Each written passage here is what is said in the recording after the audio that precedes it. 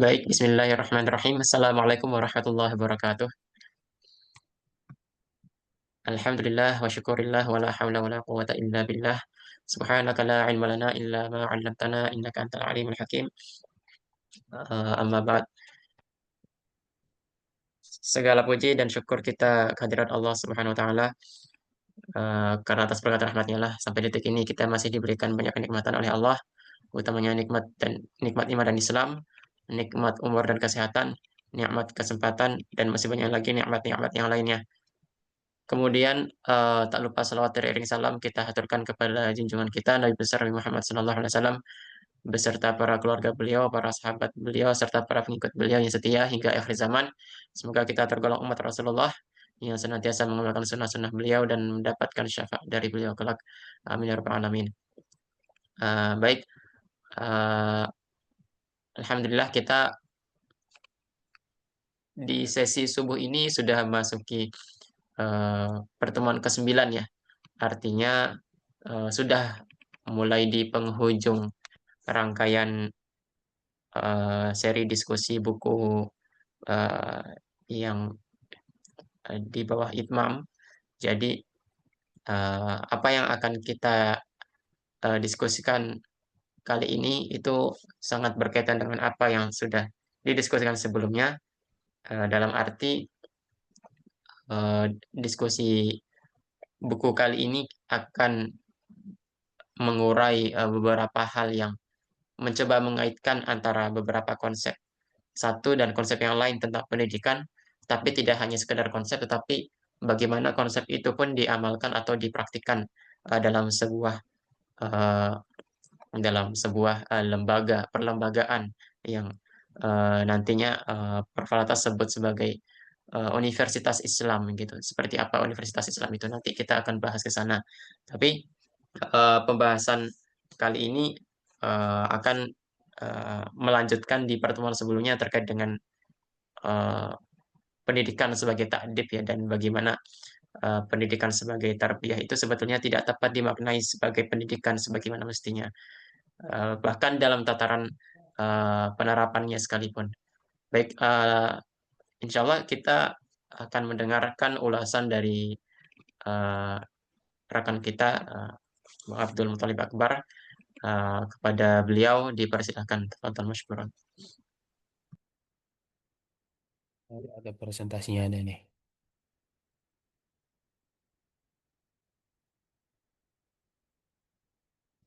Sebentar. Eh,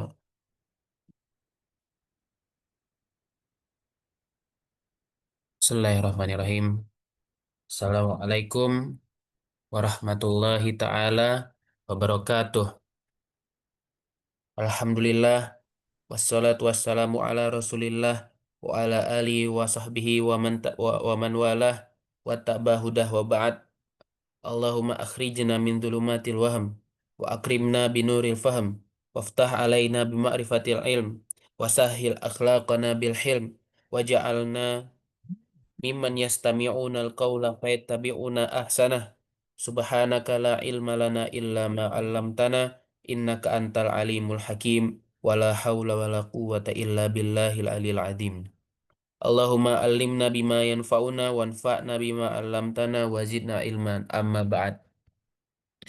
Pada pada pertemuan pagi hari ini kita akan membahas tentang krisis umat Islam dan solusinya. Ini kelihatan kan ya? Saya share screen ini. Kelihatan kan ya? Eh, iya kelihatan, tapi mungkin Oke. yang enable editingnya bisa diklik gitu. Atau di slideshow bisa nggak? Ah, sip ya. Hmm. Sip ya. Ah, Ya, oke, far better. paham. Kita bisa dah. Iya, siap. Baik. Jadi ini kan kita kajian atas krisis umat Islam dan solusinya. Dan ini adalah terambil dari buku The Concept of Education in Islam karya Profesor Dr. Said Muhammad Naqib Alatas. Yang kita akan kaji yang kita akan kaji ini terutama dalam bagian halaman 33 dan 30 sampai halaman 38 kan begitu. Ini saya buat dulu daftar isinya. Jadi beliau itu eh, di 30 halaman 33 itu mengenai em, dia tuh merampungkan kritik terhadap istilah tarbiyah dan disitulah beliau kemudian masuk ke dalam pemakaian istilah takdib. Itu yang pertama. Yang kedua, beliau kemudian menyoroti soal loss of adab yang merupakan bagian dari gagasan pokok beliau dan kemudian juga beliau ada memberikan tawaran solusi untuk masalah ini. Yang ketiga, beliau melanjutkan ke dalam perbandingan sejarah. Perbandingan sejarah dari ini memperlihatkan tersiha takdib yang sebelumnya tuh sudah ada sudah ajak terbangun dari zaman Rasulullah, terus ke zamannya Bani Umayyah, kemudian zamannya eh kekhilafahan Abbasiyah, kemudian juga sampai kepada situasi zaman Imam Ghazali dan di situ juga ada kritik dari Imam Ghazali tentang situasi penyempitan makna takdib dan makna-makna yang berkaitan soal Islam di dalam makna keilmuan dalam Islam yang terjadi hatta bahkan pada zamannya beliau ini. Kemudian melanjut, kemudian yang apa yang disebut di dalam karena pengaruh sosial masyarakat, no, bukan karena itu, tapi karena pengaruh kejahilan dan keterabaian masyarakat. Juga adanya kekeliruan makna literatur modern yang menjelaskan soal adab takdib ini. Dan kemudian beliau memungkaskan pandangan beliau soal takdib itu lebih tepat dipakai untuk konteks pendidikan Islam lah ya, dengan berdasar pada sejumlah pertimbangan di atas. Anyway, kita mulai pada bagian pertama. Ayolah, Bismillah.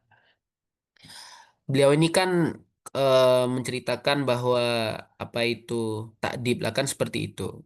Nah, takdib itu kan dan di pertemuan sebelumnya beliau juga memaparkan soal konsep tarbiyah. Dan kita lihat apa kata beliau di sini rupanya. Tarbiyah itu rupanya lebih menekankan kepada emphasis upon the concept of tarbiyah is mercy, lebih menekankan kepada kasih sayang ketimbang kepada ilmu. Yang mana kalau takdib itu lebih berfokus kepada pengetahuan. Dan di dalam konsep takdib juga sudah terkandung terkandung apa di situ? Oh, rupanya sudah terkandung ilm. Sudah terbentuk di situ struktur keilmuan. Kemudian juga ada taklim, ada panduan di situ, ada bimbingan. Kemudian di situ ada soal tarbiyah. Tapi beliau di sini memaksudkan adalah good breeding. Artinya eh, pengembangan sifat-sifat yang baik seperti itu. Jadi kalau di dalam konsep pendidikan dalam Islam tidak perlu dipisah gitu antara mana tarbiyah, mana taklim dan mana takdib. Dan sudah takdib dan takdib ini sudah merupakan istilah yang tepat untuk mendenote, untuk memaknai apa itu apa itu pendidikan dalam suasana Islam lah kan, dalam suasana Islam. Dan kalau ini semua kalau misalnya takdib ini dalam pendidikan dan juga prosesnya itu tersisihkan, maka terjadi itu hilangnya keadilan, loss of justice. Akibatnya apa? Akibatnya adalah terjadi kebingungan dan kekeliruan dalam pengetahuan yang berlangsung sampai sekarang. Dan kalau misalnya ini terus terjadi, timbul pemimpin-pemimpin palsu yang memunculkan kezaliman di tengah umat. Nah, terus mereka mempertahankan situasi kondisi seperti ini supaya mereka bisa tetap melanjutkan di bawah mereka nanti adalah para pengganti-pengganti yang ikut-ikutan zalim di dalam mengatur komunitas. Dan ini, kata beliau itu menjadi semacam lingkaran setan begitu. Yang pertama itu adalah confusion of error and error in knowledge itu menyebabkan loss of adab di dalam komunitas. Dan kalau ini terjadi, nanti akan muncul para pemimpin-pemimpin yang tidak qualified. Tidak qualified kan seperti itu. Nah, Kemudian, kenapa ini bisa terjadi? Karena kalau adab ini hilang, maka hilanglah kemampuan untuk meletakkan sesuatu yang benar dan tepat sesuai kedudukannya. Ketika ini, karena kan sebenarnya kan kalau untuk menetapkan kalau karena dengan adab inilah ibaratnya kita ini bisa meletakkan sesuatu berdasarkan marotip, berdasarkan kedudukan juga derajatnya, berdasarkan otoritas yang legitimate, yang sah, yang memang sudah sesuai pakem kan seperti itu. Ketika ini terjadi, maka itulah juga adab yang juga memunculkan leadership, kepemimpinan yang benar di dalam segala segi kehidupan. Solusinya adalah solusinya itu adalah dalam pendidikan, yakni sebagai proses memperadabkan atau takdib ini. Dan ketika ketika apa di ketika kita lihat, mungkin ada yang bertanya-tanya nih di dalam konsep adab itu. Ada yang bertanya, kalau misalnya adab ini penting penting dalam pendidikan juga dan juga prosesnya, apakah konsep takdib ini telah didapati gitu dan telah diterapkan dalam proses pendidikan yang signifikan gitu di yang kita maksud dalam dalam kajian kita kali ini nih. Oh, rupanya kata beliau, rupanya yang mereka yang menganggap bahwa takdib ini tidak ada dasarnya gitu di era-era awal daripada pertumbuhan Islam. Ini kata beliau ini tidak tepat. Ini tidak tepat. Justru malah sebaliknya, dan juga takdib itu sudah berlangsung begitu dari zaman Rasulullah. Bagaimana itu terjadi? Yang penting itu adalah pelaksanaan sunnah Rasulullah. Pelaksanaan sunnah Rasulullah itu mereka itu bukan pelaksanaan sunnah Rasulullah itu diterapkan dengan eh, menekankan antara kesepaduan antara ilmu dan amal. Kesepaduan ilmu dan amal ini juga yang kemudian juga menarik perhatian para ahli-ahli hadis. Kita bisa lihat mungkin di dalam kitab-kitab ulama hadis yang masyhur, semacam dari yang paling klasik itu adalah Imam Bukhari lah kan, Imam Bukhari kitab Adab Al-Mufrad itu terutama.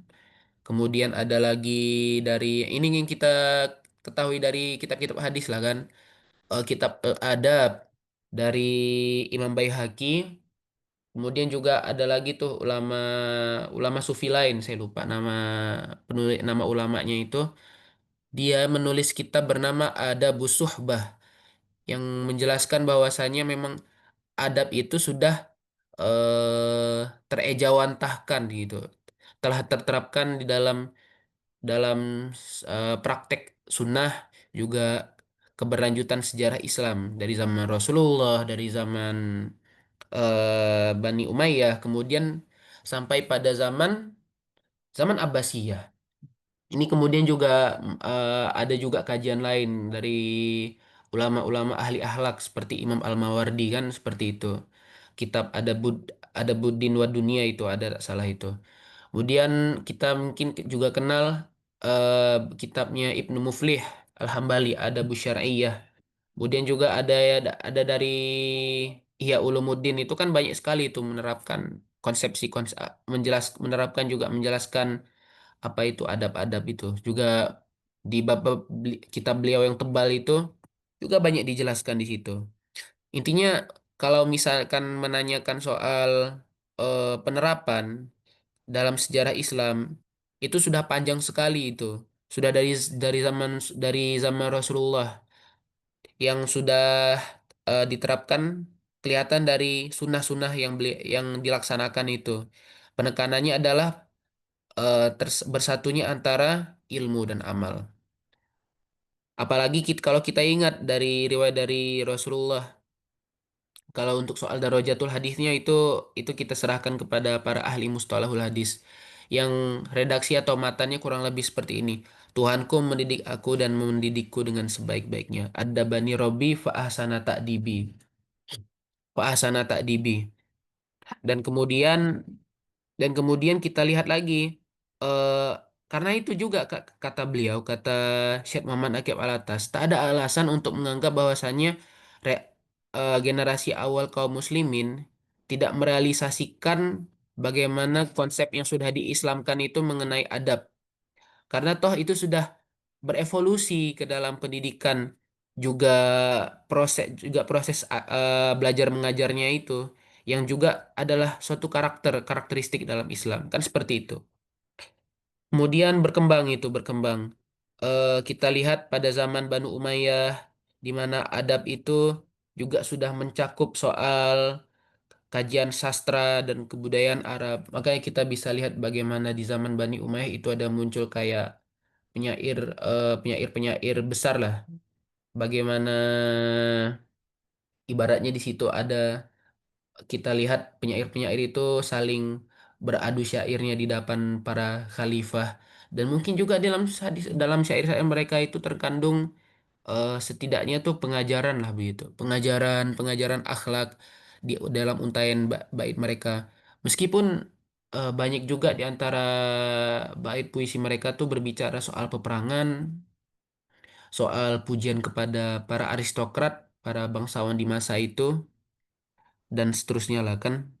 Nah, kemudian kita lihat, then during the Abbasid period and with the Islamization of a large part of the world, adab was further evolved to extend itself beyond Arab literature and culture to include the human sciences and disciplines of other Muslim peoples, notably the Persians, and even to draw into its ambit the literatures, sciences, and philosophies of other civilizations such as the Indian and the Greek.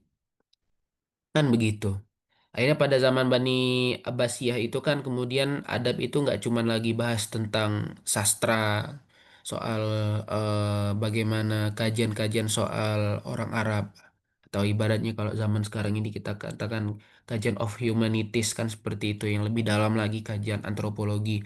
Nah, kalau di dalam Banu Abbasiyah rupanya tuh dengan islamisasi banyak bagian dari kawasan-kawasan lain dan juga penyebaran dakwah, adab itu menyebar juga tuh kepada kajian soal bangsa-bangsa yang ada di sekitarnya, seperti kajian mengenai bangsa Persia, kemudian juga masuk menyelusup hingga ke dalam literatur, ke dalam sastra, ke dalam ilmu-ilmu pengetahuan, filosofi juga dari peradaban-peradaban lain seperti dari India dan Yunani. Itu semua kan masuk juga dan juga menjadi bahan kajian eh, mak atas makna dari adab itu sendiri kan seperti itu. Nah, kemudian ini yang beliau soroti ini. Eh, s- Kemudian terjadi meskipun adab itu kemudian juga melebar pembahasannya, pun juga terjadi ini semacam pembatasan gitu mengenai makna adab, yang kemudian tuh memang pada awalnya juga mereka menyebar luas kan seperti itu. Adab kemudian tuh terbatas gitu kepada kajian soal sastra indah.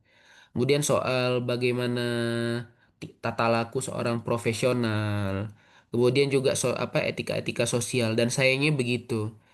Dan sampai saat inilah justru pemakaian makna yang seperti itu yang justru diterapkan oleh kalangan-kalangan modernis. Sehingga mereka itu merasa perlu untuk mencarikan suatu suatu bukan kondisi juga ya, suatu peristilahan lain untuk tatanan pendidikan yang terjadi sampai di zaman mereka lah, sampai abad ke-18, abad 19 itu kan memang banyak mengalir tuh golongan-golongan ilmuwan modernis ke dalam dunia Arab secara khusus. Dan inilah yang juga sudah diwanti-wantilah oleh Imam Ghazali. Beliau itu sudah melihat bagaimana soal fikih, soal ilm, soal tauhid, tazkir, dan hikmah yang pada asalnya itu sebenarnya sudah bagus itu sebenarnya, dan kajiannya juga luas, tapi mengalami pembedaan dan seperti itu.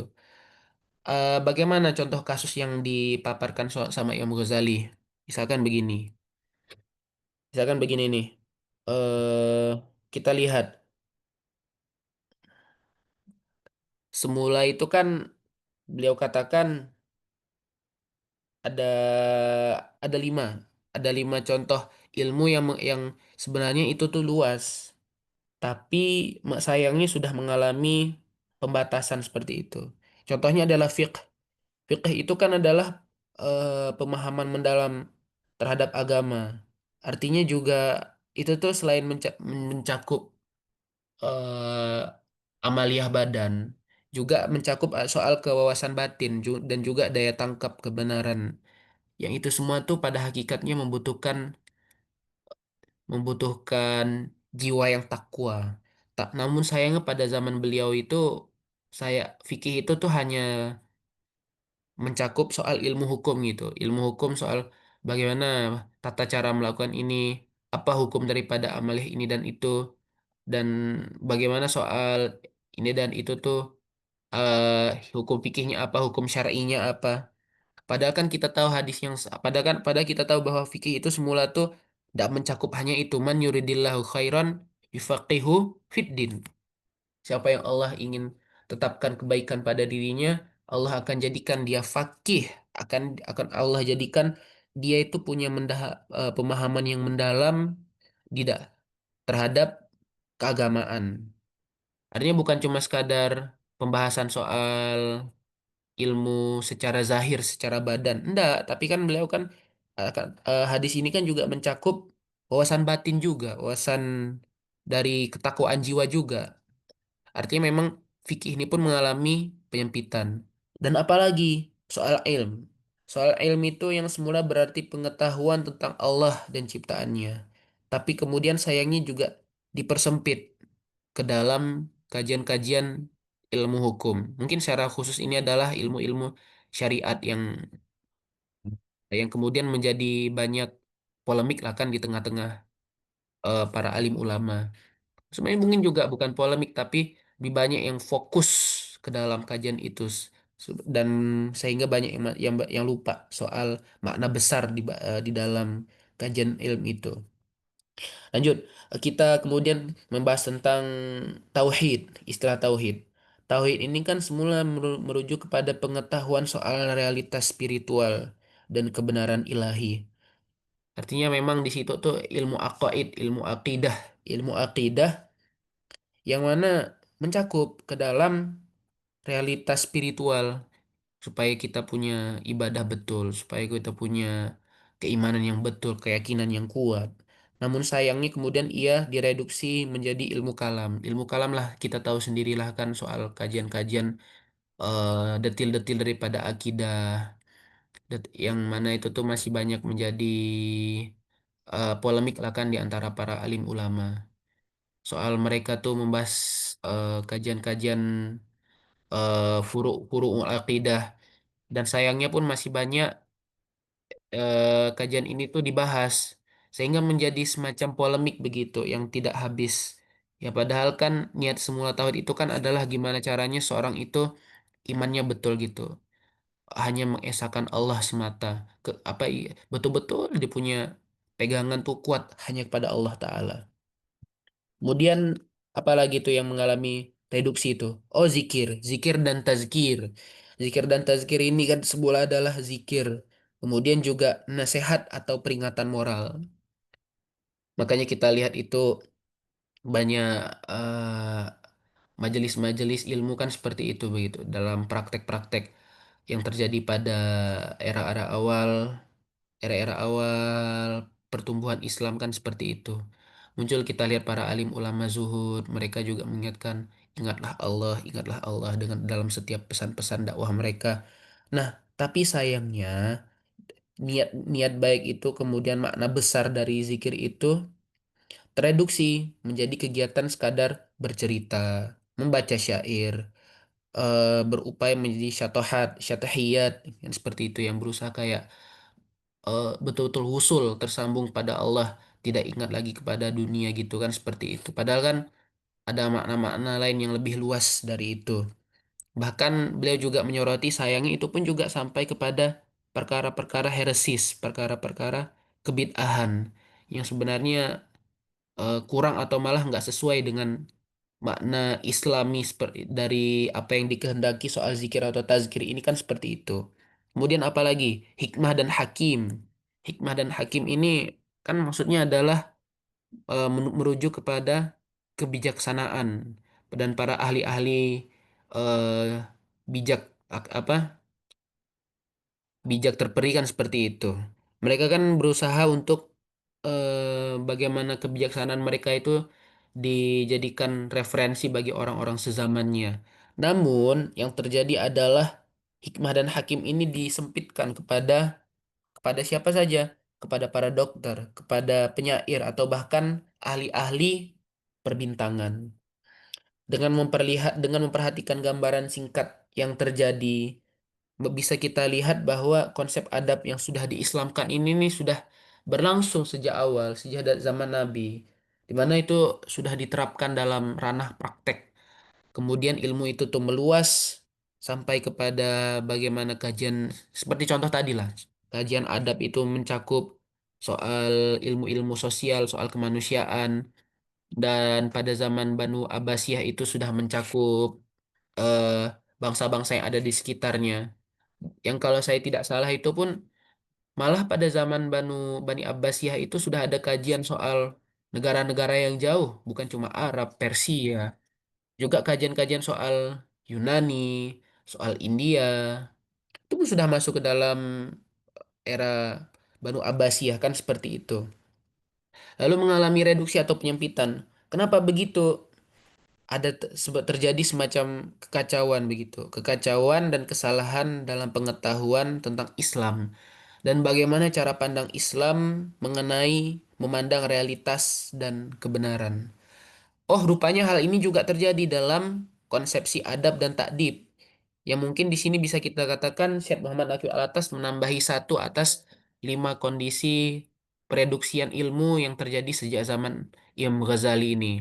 Mungkin bagi para ahli-ahli ilmu juga bisa menyoroti apa-apa saja ilmu yang tereduksi pada zaman salaf, pada zaman generasi awal Islam, tapi rupanya mengalami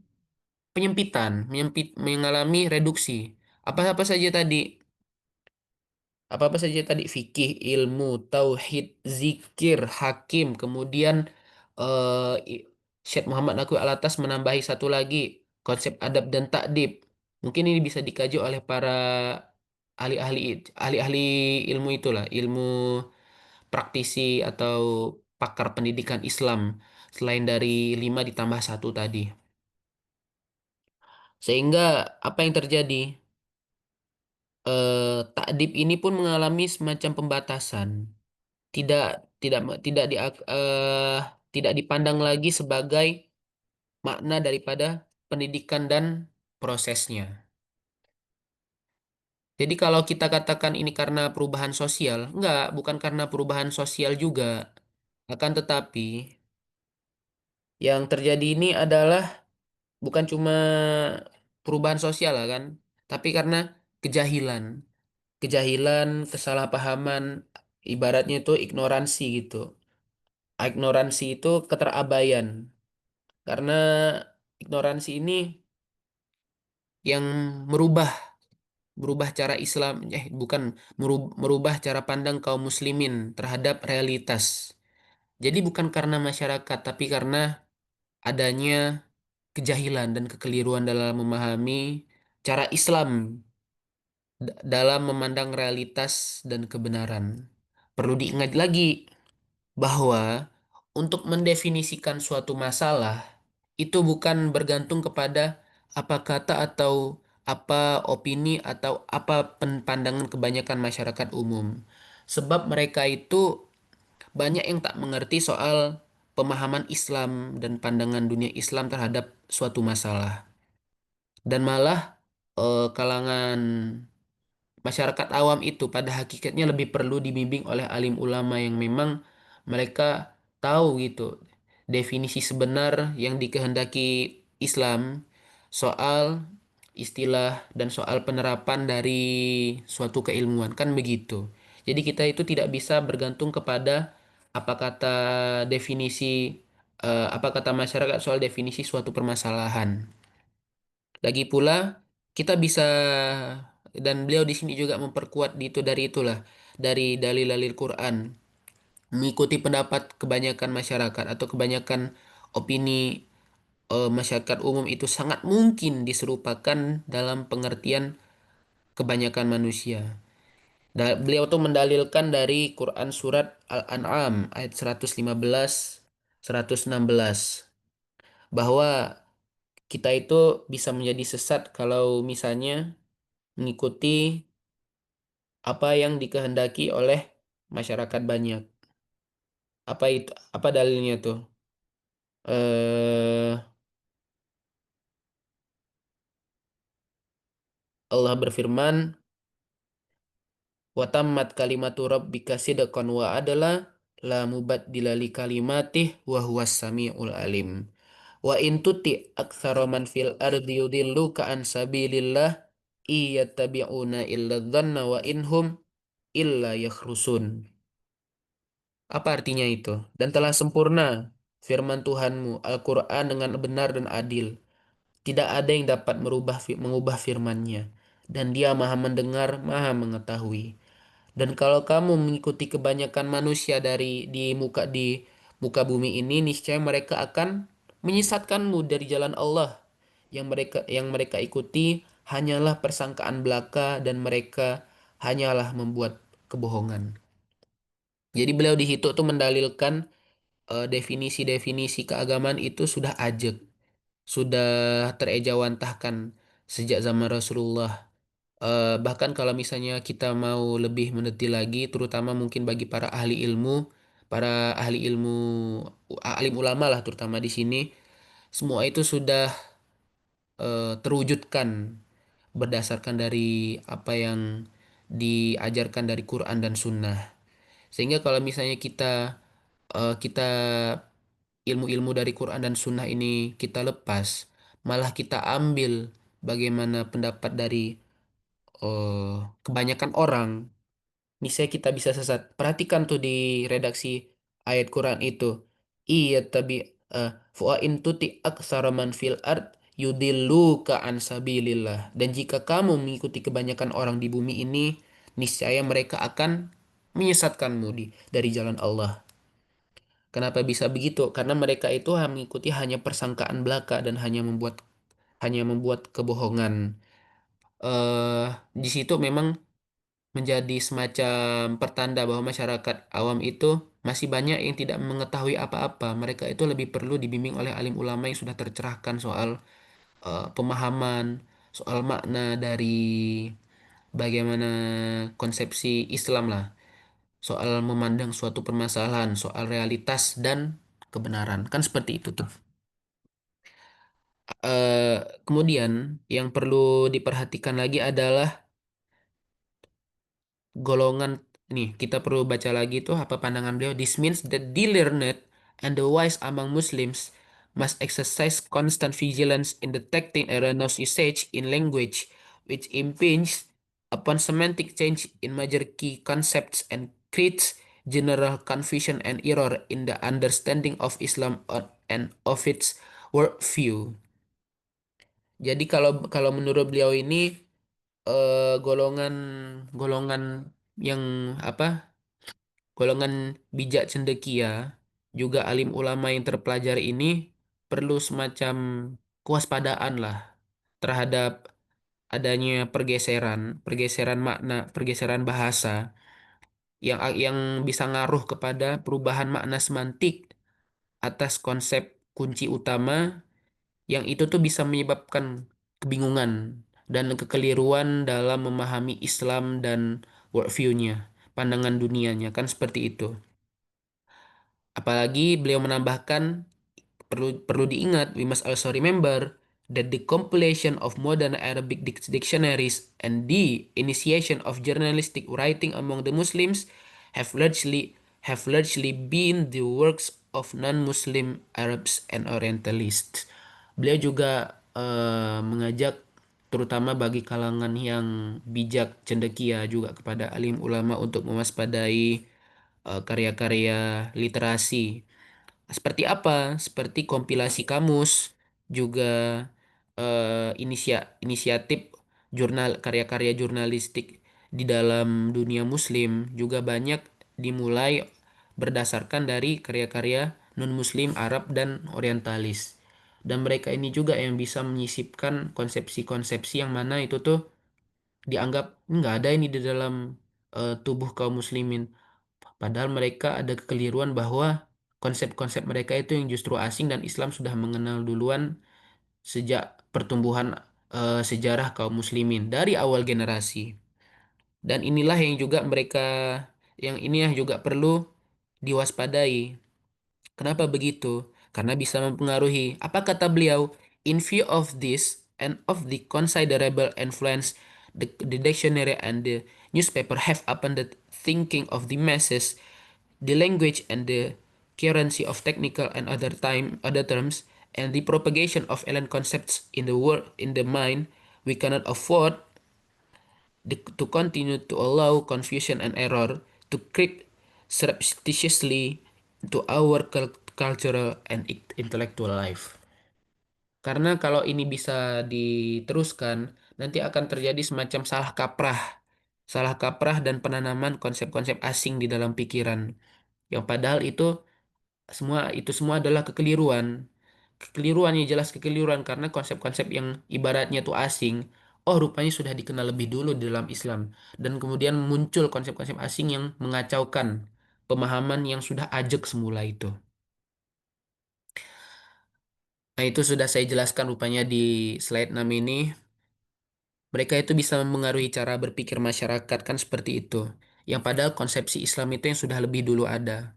Lagi pula mengingat dipakainya tiga istilah untuk menunjuk makna pendidikan di dalam dunia Islam, kita lihat ada tiga istilah sini, taklim, tarbiyah, dan ma'arif.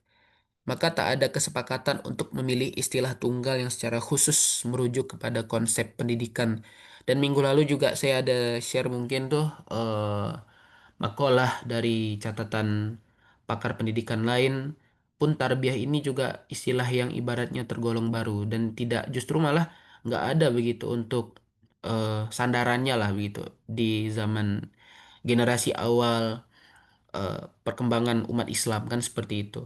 Malah kalau kita lihat itu tarbiyah ini pun juga mencakup bukan cuma tarbiyatul aulad, istilah di dalam dunia Islam itu dunia Islam terutama di dunia Arab tarbiyatul aulad atau pengasuhan anak.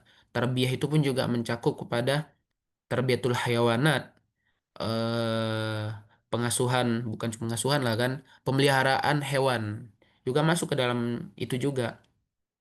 Juga makhluk hidup lain pun eh, tercakup dalam tarbiyah ini. Sementara kan pada hakikatnya kita juga perlu untuk mentahdid, untuk membatasi. Kan pendidikan itu adalah mencakup bagi umat manusia secara umum. Maka dari itu tadi sedikit kita mereview catatan dari presentasi minggu lalu. Itu tadi kekeliruan-kekeliruan lain yang memang sepatutnya diwaspadai. Karena itulah beliau itu mengusulkan untuk ibaratnya kita ini kembali ke asal, kembali ke akar. Apa itu kembali ke akar itu? Menerapkan kembali soal adab dan takdib untuk menunjuk ke pendidikan. Yang mana ini sudah menjadi basis atas sejarah intelektual dan sejarah budaya umat Islam untuk merujuk secara khusus kepada pendidikan kepada dan prosesnya. Dan beliau katakan apa di sini? Not it not untimely. Ini tidak keawalan. Insya Allah ini adalah suatu kesempatan yang pas untuk memulai dan mempromosikan kembali istilah takdib dalam makna pendidikan. Mungkin itu yang bisa saya sampaikan dalam kajian kita pagi hari ini. Dipersilahkan ada yang ingin bertanya. Bila taufiq wa hidayah. Assalamualaikum warahmatullahi wabarakatuh. Syukran. Tafadhalu silakan kalau ingin ada yang bertanya. Waalaikumsalam warahmatullahi wabarakatuh. Baik, jazakallah khairan kepada Bang Akbar udah memberikan semacam ulasan yang sebetulnya lumayan ringkas tetapi menarik untuk dicermati dan ditelaah lebih lanjut. Eh, karena tadi itu yang saya amati, ya yang saya dengar tadi itu bagaimana ada beberapa survei gitu ya, survei terkait karya-karya terawal di dalam peradaban Islam, yang berbicara tentang pelbagai adab gitu ya. Adabud dunya waddin, kemudian, adabul mufrad, kemudian nanti, eee, kalau yang karangan apa, Syekh Abdullah Al-Haddad itu yang, ada apa ya, Adabus Sulukil Murid. Nah, Adabus Sulukil Murid itu mungkin itu hitungannya kontemporer ya, agak kontemporer, mungkin mungkin Ustaz Khalid, tahu, Adabus Sulukil Murid. Terus, nah itu kayaknya bakalan menarik kalau misalkan, eee, ada semacam survei karya-karya karya-karya ulama Islam terkait dengan adab gitu. Dan yang saya tangkap dari ulasannya, eee, rekan kita, Abang Akbar tadi tuh, memang ada banyak bahkan, kitab-kitab yang menerangkan tentang adab, dan adab yang dimaksud itu sebetulnya adalah pendidikan itu sendiri. Nah, itu kayaknya bakalan menjadi sebuah cerita, bukan cerita ya, sebuah ulasan yang menarik, untuk ulasan yang lebih mendalam lah gitu, eee, itu.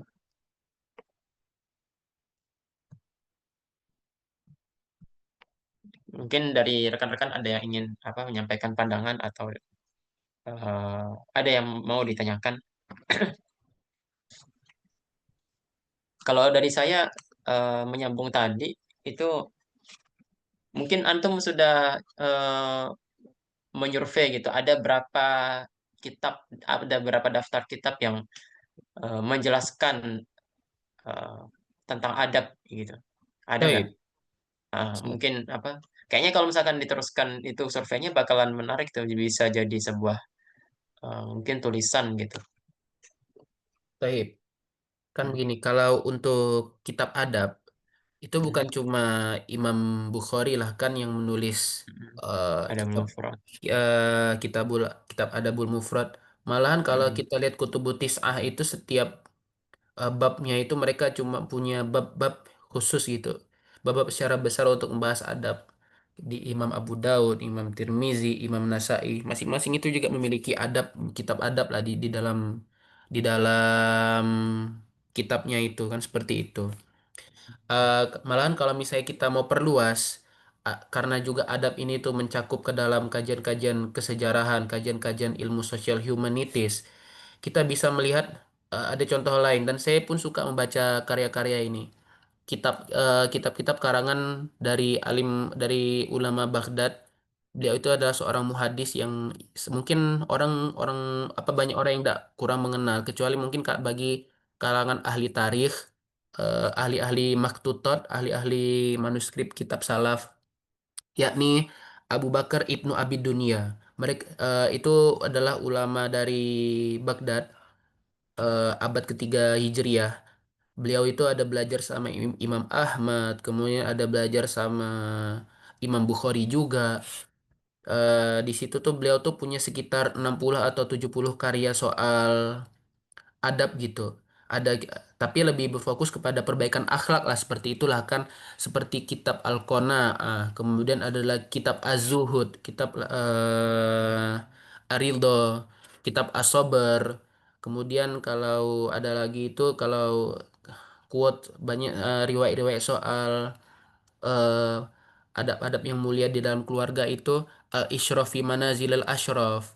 Kemudian ada dia maju sedikit dari zamannya Ibnu Abi Dunya ada lagi Imam Al-Kharaiti. Imam Al-Kharaiti ini ulama ahli hadis. Sezamannya Ibnu apa murid-muridnya anaknya Abu Daud, Imam Abu Daud rahimahullah, dan bisa dikatakan sezaman dengan Imam Tobroni. Beliau itu punya kitab Makarimul Akhlak wa Masawiul Akhlak. Itu pun juga ibaratnya termasuk bagian dari adab kan. Kemudian kalau saya tidak salah, saya lupa nih apakah Imam Tobroni juga punya kitab adab juga. Mungkin saya lupa. Nah, mungkin bisa nanti saya ada yang bisa cek lah karya beliau itu. Ada kemudian lagi itu di bawahnya lagi itu Kitabul Adab. Tadi contohnya udah jelas. Kitabul Adab oleh karangan Imam Imam Baihaqi. Di atas Imam Baihaqi masih ada lagi Imam Abu Bakar Ad-Dinawari. Ada yang membacanya Ad-Dinawari, ada juga yang membacanya Ad-Dainuri. Ad-Dainuri itu menulis kitab soal Al-Mujalasah wa Jawahirul Ilm. Itu sudah ditahkik dan sudah ada catatan catatan ilmiahnya lah gitu. Footnote-nya lah kan seperti itu kan. Di situ tuh di kitab Al-Mujalasah wa Jawahirul Ilm itu bukan cuma hadis tapi juga dipaparkan soal adab, soal syair-syair ya, syair-syair dari para penyair dari zaman-zaman awal Islam yang di situ tuh dijelaskan soal perilaku, soal akhlak. Kan kita tahu akhlak atau etika itu kan juga masuk kajian dari adab, soal sejarah dan mungkin masih berlanjut. Ada mungkin kalau yang agak belakangan itu dari Imam Nawawi yang menulis kitab Adab Hamalatil Quran. Mungkin bisalah ditambahkan oleh para ahli-ahli ahli tarikh, ahli mustalahul hadis yang lebih mengerti soal inilah seperti itu. Siap, siap.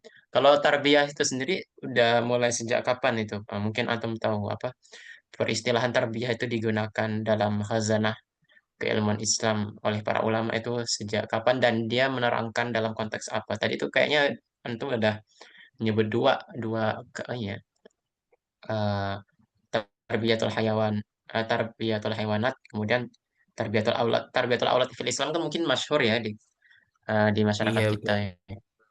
Heeh. Kalau saya itu memperhatikan tuh berdasarkan eh apa yang memang tersebar dalam lisan-lisan orang Arab lah kan seperti itu. Jadi kalau makanya saya bisa katakan bahwa tarbiyah ini juga mencakup mencakup hewan itu memang karena di lisan-lisan Arab kita bisa cek di itulah di Google pencarian Google. Ada namanya tarbiyat itu dujaj. Tarbiyat itu adalah pemeliharaan ayam. Dujaj itu ayam. Tarbiyat itu dujaj pemeliharaan ayam. Ada lagi namanya tuh tarbiyatul battah. Battah itu adalah bebek. Tarbiyatul battah pemeliharaan bebek. Jadi gimana soal tuh? Malah dipertunjukkan nih di Google di pencarian Google soal memelihara bebek, soal memelihara ayam. Jadi tadi keywordnya tarbiyah harus ditulis dulu tarbiyatul dujaj, tarbiyatul battah. Artinya memang secara penetapan istilah, saya kira kalau Syekh Muhammad Naqi Al-Atas ini sudah tepat lah untuk mengembalikan konsepsi pendidikan itu adalah sebagai takdi. Adabani Robbi fa ahsana ta'dibi. Dan perlu lagi diingat soal adab itu bukan cuma pendidikan, adab itu juga mencakup soal syair, soal puisi. Itu rupanya juga ada dasarnya itu. Kalau saya tidak salah eh dari pandangannya Umar bin Khattab radhiyallahu anhu itu kalau saya tidak salah. Di mana ya dari Umar bin Khattab soal syair gitu. Di mana saya lupa bagaimana matannya dalam bahasa Arab. Cuma di situ tuh pandangan beliau bahwa dengan mengajarkan adab, disitulah ditumbuhkan, disitulah cara mengajarkan soal etika, soal akhlak kepada anak-anak kalian. Kurang lebih seperti itu. Oke, baik, Masya Allah luar biasa ini mungkin bisa menjadi sebuah kajian tersendiri itu sebenarnya ya, terkait ya bisa juga disebut ya critical survey ya, on the terms adab, takdib dan adab ya kan. Dan adab dengan adab ya gitu berarti itu Betul. seperti Ada itu ya. adab, ada adab, kan seperti itu. Mm, mm-mm. Nah, itu bisa jadi sebuah critical survey yang menarik ya. Seperti itu. Baik, mungkin dari Ustadz Khalid ada pandangan.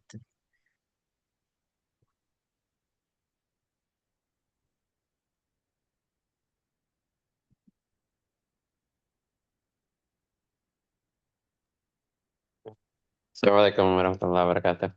Waalaikumsalam Waalaikumsalam warahmatullahi warahmatullahi wabarakatuh. wabarakatuh. Gimana kabar semua? Alhamdulillah. Alhamdulillah, alhamdulillah Baik, baik. Ustaz. Alhamdulillah. Ya,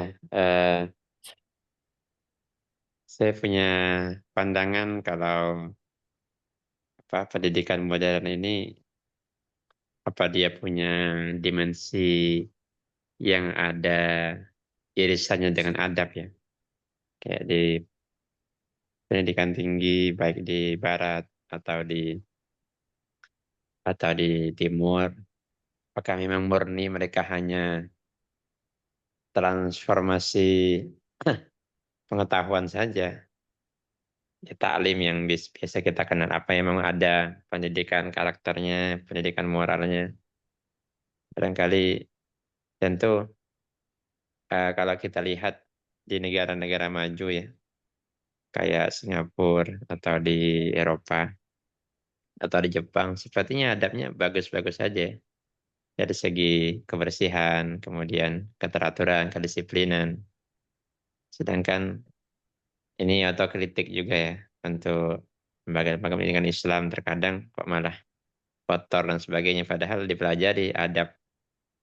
Nah, tentu kita pahami adab bukan hanya akhlak semata, tapi adab kepada lingkungan, adab kepada Tuhan.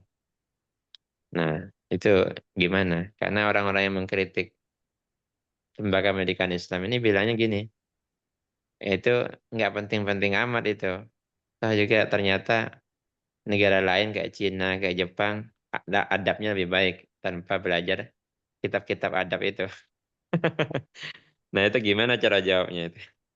Ya, saya kira itu pandangan. Saya kemarin baru baca postingan di Facebook ada yang bilang gitu.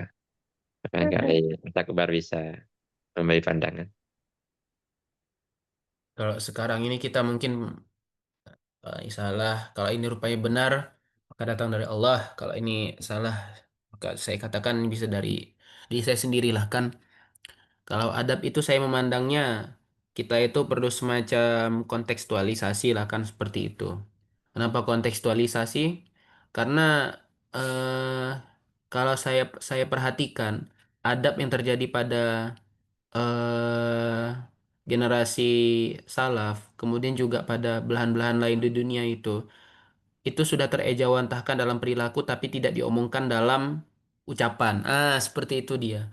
Maksud saya begini, mereka itu nak ngomong, ini kami sedang mengerjakan adab loh, ini kami sedang berbuat eh, sesuatu untuk mengimprove lingkungan loh. Enggak, mereka enggak begitu.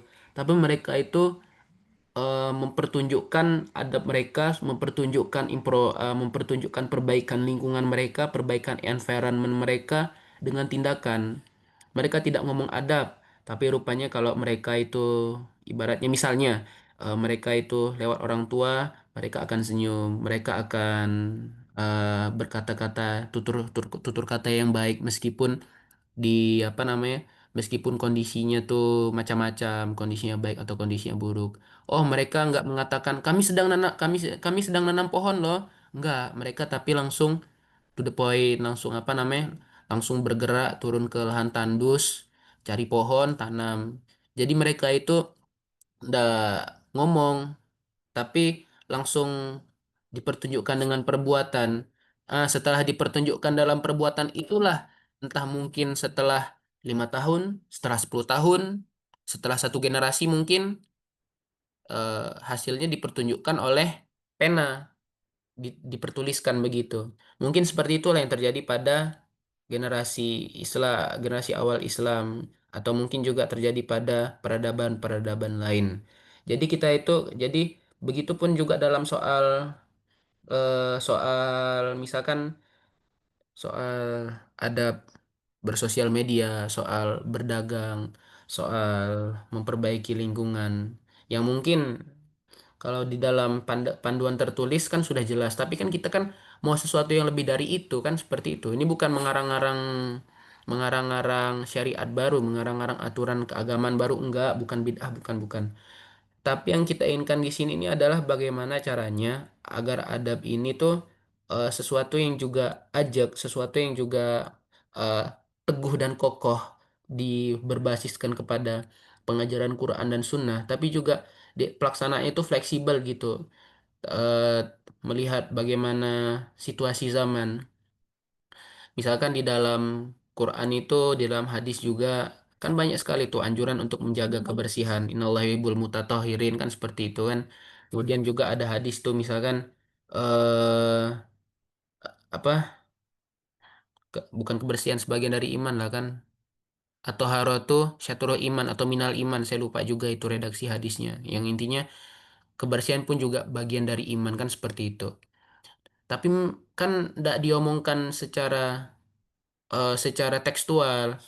Riwayat dalil-dalil dari riwayat ini kan juga perlu diamalkan secara kontekstual kan. Kalau perlu bahkan diperluas gitu, diperluas secara maknanya. Bagaimana? Ya tadi, bukan kita tuh mengarang-arang, tapi kita juga membuat kontekstualisasi. Bagaimana secara kontekstualisasi disesuaikan dengan zaman, dengan tidak bagaimana, dengan apa namanya, tetap kita tuh berpegang teguh pada akarnya yang sebenar.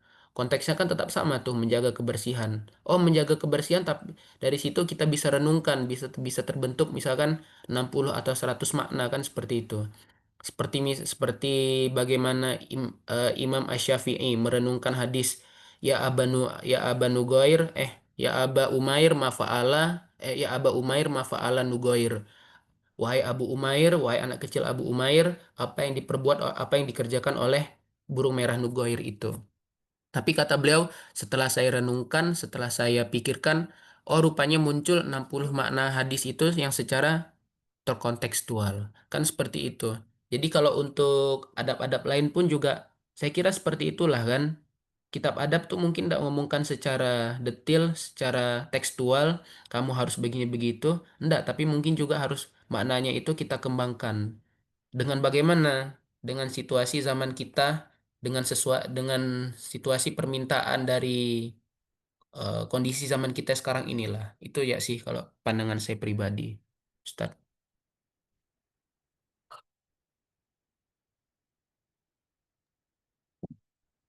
Oke, baik. Mungkin Ustadz Khalid ada tanggapan balik.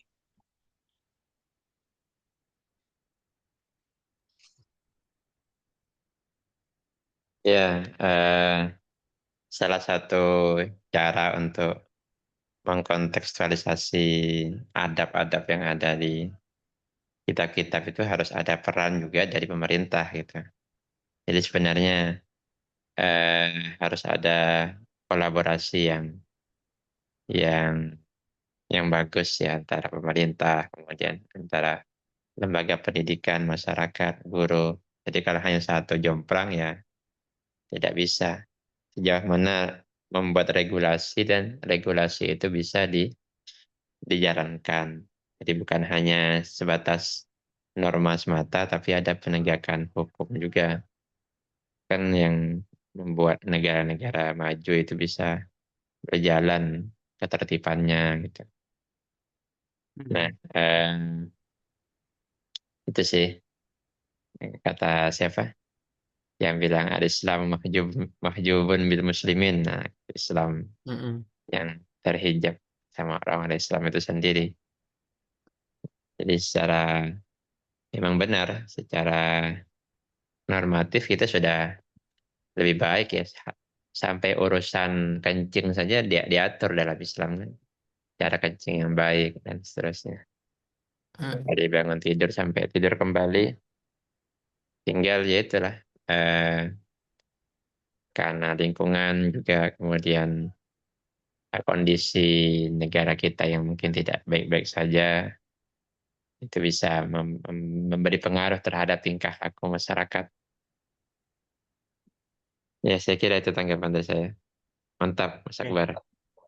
Iya sih Ustadz, karena kan juga kalau misalnya mau keluar-keluar untuk sesuatu, ibaratnya apa namanya itu, karya besar kan otomatis nggak bisa lah cuma sekadar dengan seadanya lah kan, seperti itu. Mestinya kan ada juga supportnya kan, seperti itu. Saya sepakat juga sih Ustadz, kalau memang narasi-narasi besar itu juga harus perlu bantuan lah. Kita tahu sendirilah kan bagaimana kondisi apa namanya, kalau punya mimpi yang besar tapi rupanya eh, sulit untuk terrealisasikan, salah satunya kan memang perlu modal juga kan, seperti itu. Masih Ustadz, saya sepakat juga untuk soal itulah.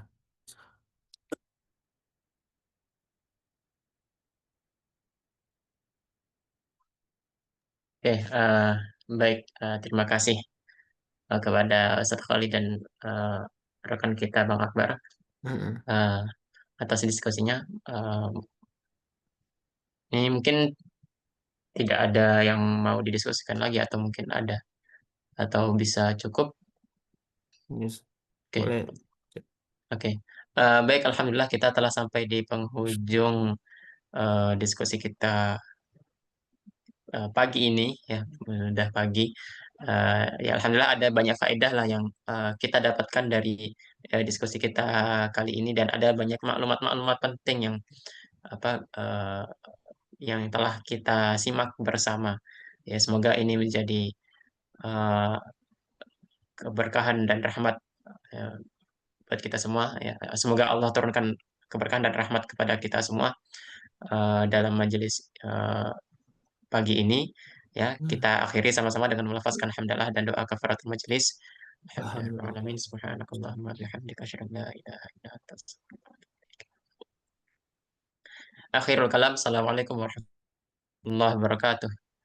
Waalaikumsalam warahmatullahi wabarakatuh. Waalaikumsalam warahmatullahi wabarakatuh. Jazakumullah khairan.